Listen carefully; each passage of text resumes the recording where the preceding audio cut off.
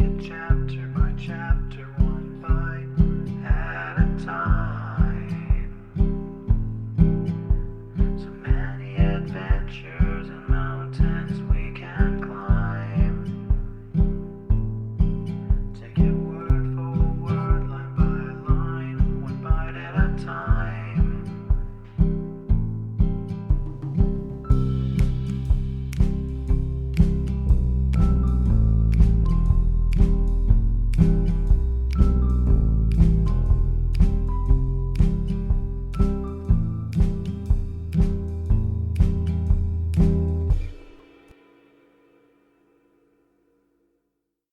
Welcome to Bite at a Time Books, where we read you your favorite classics one bite at a time. My name is Bree Carlisle, and I love to read, and wanted to share my passion with listeners like you. If you want to know what's coming next and vote on upcoming books, sign up for our newsletter at biteatatimebooks.com. You'll also find our new t-shirts in the shop. More to come with quotes from your favorite classic novels.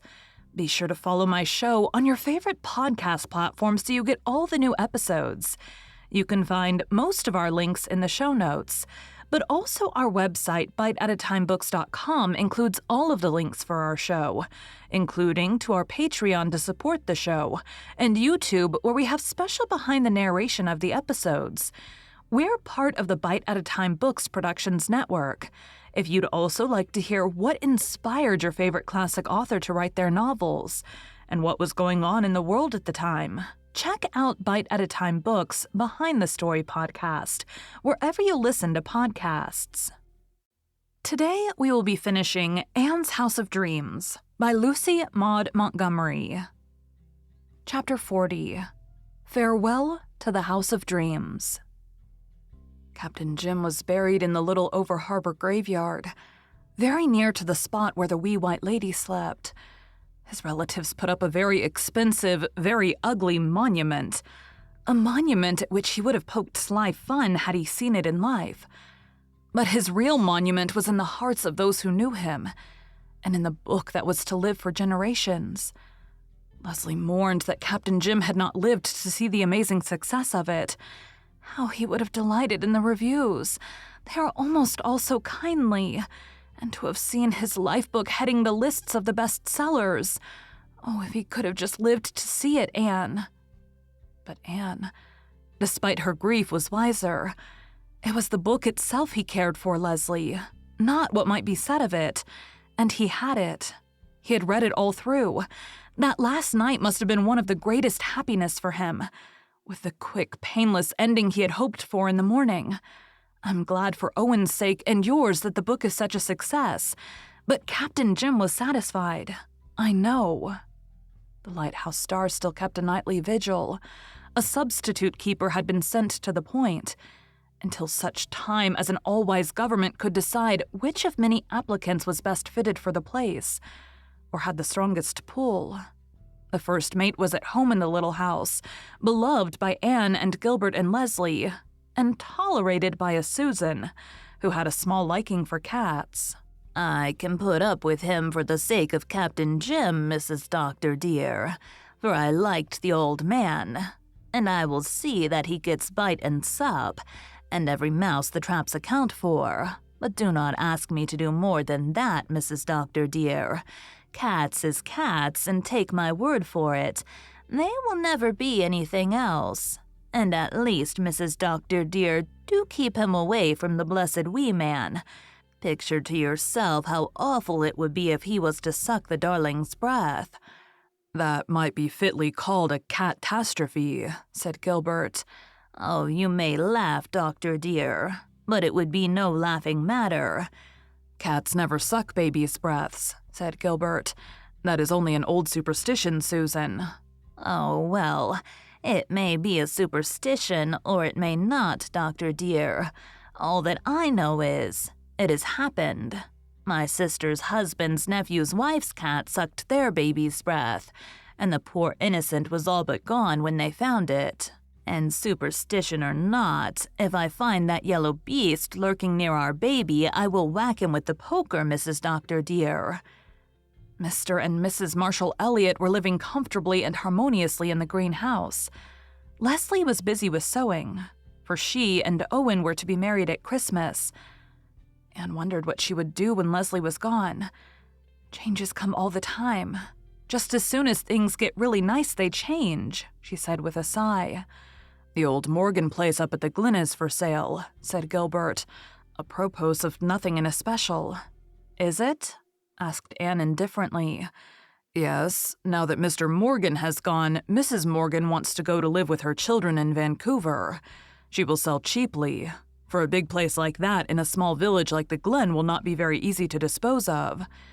Well, it's certainly a beautiful place, so it is likely she will find a purchaser, said Anne, absently wondering whether she should hemstitch or feather-stitch little Jim's short dresses. He was to be shortened the next week, and Anne felt ready to cry at the thought of it. Suppose we buy it, Anne, remarked Gilbert quietly. Anne dropped her sewing and stared at him. You're not in earnest, Gilbert. Indeed, I am, dear. And leave this darling spot? Our house of dreams? Anne asked incredulously. Oh, Gilbert, it's unthinkable. Listen patiently to me, dear. I know just how you feel about it. I feel the same, but we've always known we would have to move someday. Oh, but not so soon, Gilbert. Not just yet. We may never get such a chance again. If we don't buy the Morgan place, someone else will. And there's no other house in the Glen we would care to have, and no other really good site on which to build. This little house is... Well, it is and has been what no other house can ever be to us, I admit. But you know it is out of the way down here for a doctor. We have felt the inconvenience, though we've made the best of it, and it's a tight fit for us now. Perhaps in a few years, when Jim wants a room of his own, it will be entirely too small. Oh, I know, said Anne, tears filling her eyes. I know all that can be said against it, but I love it so, and it's so beautiful here. You would find it very lonely here after Leslie goes, and Captain Jim has gone too. The Morgan place is beautiful, and in time we would love it. You know you've always admired it, Anne. Oh, yes, but this has all seemed to come up so suddenly, Gilbert. I'm dizzy. 10 minutes ago, I had no thought of leaving this dear spot. I was planning what I meant to do for it in the spring, what I meant to do in the garden. And if we leave this place, who will get it? It is out of the way. So it's likely some poor, shiftless, wandering family will rent it and overrun it. And oh, that would be desecration. It would hurt me horribly. I know. But we cannot sacrifice our own interests to such considerations, Anne girl. The Morgan place will suit us in every essential particular. We really can't afford to miss such a chance. Think of that big lawn with those magnificent old trees, and of that splendid hardwood grove behind it. 12 acres of it. What a play place for our children. There's a fine orchard, too. And you've always admired that high brick wall around the garden with the door in it. You've thought it was so like a storybook garden. And there's almost as fine a view of the harbor and the dunes from the Morgan place as from here. You can't see the lighthouse star from it. Yes, you can see it from the attic window. There's another advantage, Anne girl. You love big garrets. There's no brook in the garden. Well, no, but there is one running through the maple grove into the Glen Pond, and the pond itself isn't far away. You'll be able to fancy you have your own lake of shining waters again. Well, don't say anything more about it just now, Gilbert. Give me time to think, to get used to the idea. All right. There's no great hurry, of course. Only, if we decide to buy, it would be well to be moved in and settled before winter. Gilbert went out, and Anne put away little Jim's short dresses with trembling hands. She could not sew any more that day. With tear-wet eyes, she wandered over the little domain where she had reigned so happy a queen. The Morgan place was all that Gilbert claimed. The grounds were beautiful. The house old enough to have dignity and repose and traditions, and new enough to be comfortable and up-to-date. Anne had always admired it. But admiring is not loving, and she loved this house of dreams so much. She loved everything about it. the garden she had tended, and which so many women had tended before her, the gleam and sparkle of the little brook that crept so roguishly across the corner, the gate between the creaking fir trees, the old red sandstone step, the stately Lombardis, the 2 tiny quaint glass cupboards over the chimney piece in the living room, the crooked pantry door in the kitchen, the 2 funny dormer windows upstairs, the little jog in the staircase. Why, these things were a part of her. How could she leave them? And how this little house, consecrated aforetime by love and joy, had been reconsecrated for her by her happiness and sorrow. Here she had spent her bridal moon. Here wee Joyce had lived her one brief day. Here the sweetness of motherhood had come again with little Jem. Here she had heard the exquisite music of her baby's cooing laughter. Here, beloved friends had sat by her fireside. Joy and grief, birth and death had made sacred forever this little house of dreams. And now she must leave it. She knew that, even while she had contended against the idea to Gilbert, the little house was outgrown. Gilbert's interests made the change necessary. His work, successful though it had been, was hampered by his location. Anne realized that the end of their life in this dear place drew nigh, that she must face the fact bravely. But how her heart ached. "It will be just like tearing something out of my life," she sobbed. "And oh, if I could hope that some nice folk would come here in our place, or even that it would be left vacant. That itself would be better than having it overrun with some horde who know nothing of the geography of Dreamland, and nothing of the history that has given this house its soul and its identity. And if such a tribe come here, the place will go rack and ruin in no time. An old place goes down so quickly if it is not carefully attended to. They'll tear up my garden and let the Lombardis get ragged.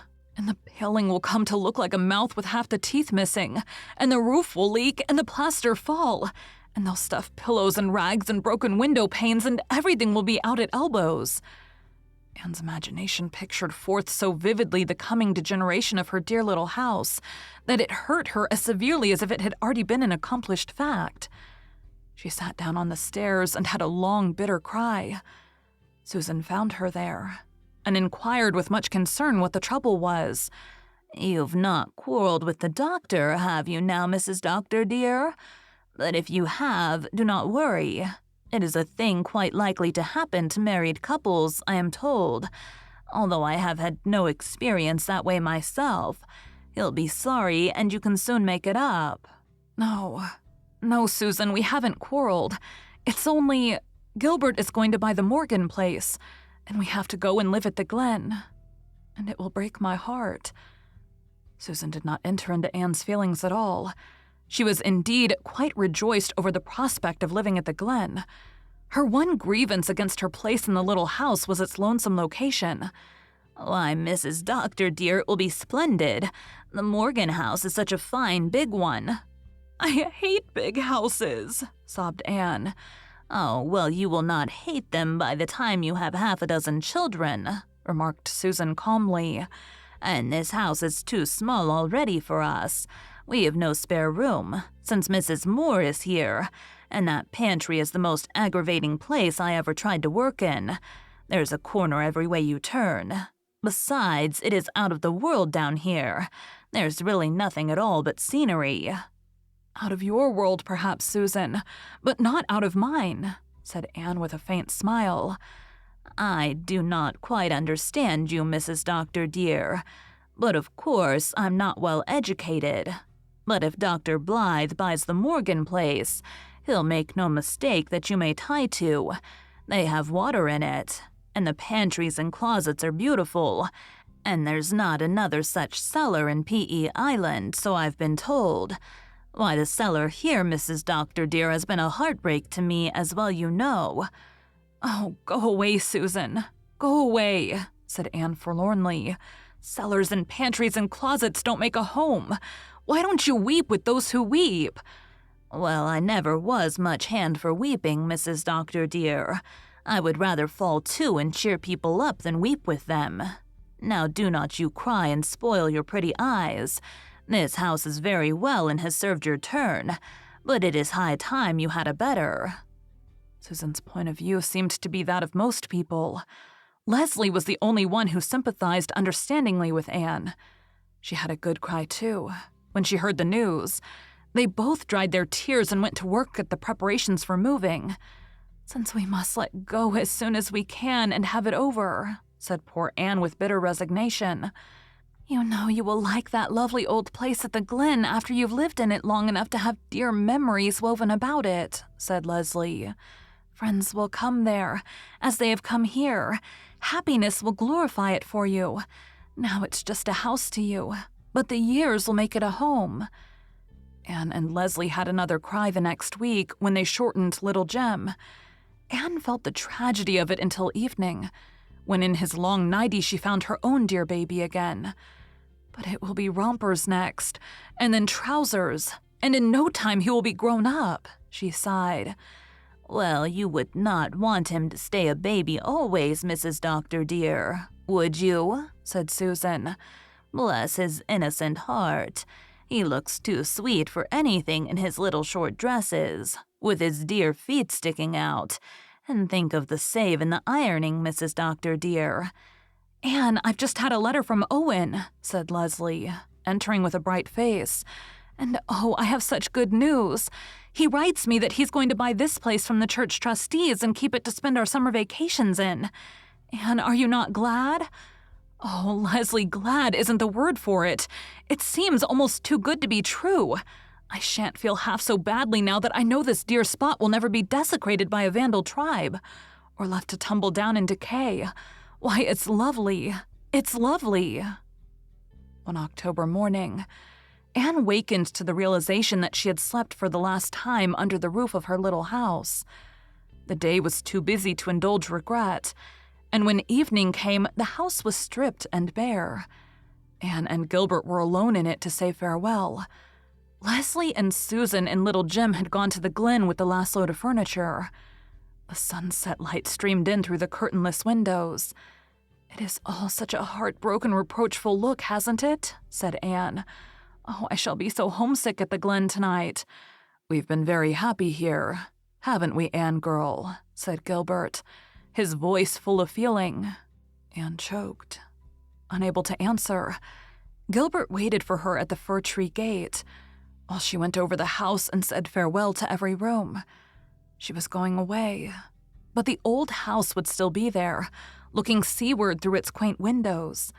The autumn winds would blow around it mournfully, and the gray rain would beat upon it, and the white mists would come in from the sea to enfold it, and the moonlight would fall over it and light up the old paths where the schoolmaster and his bride had walked.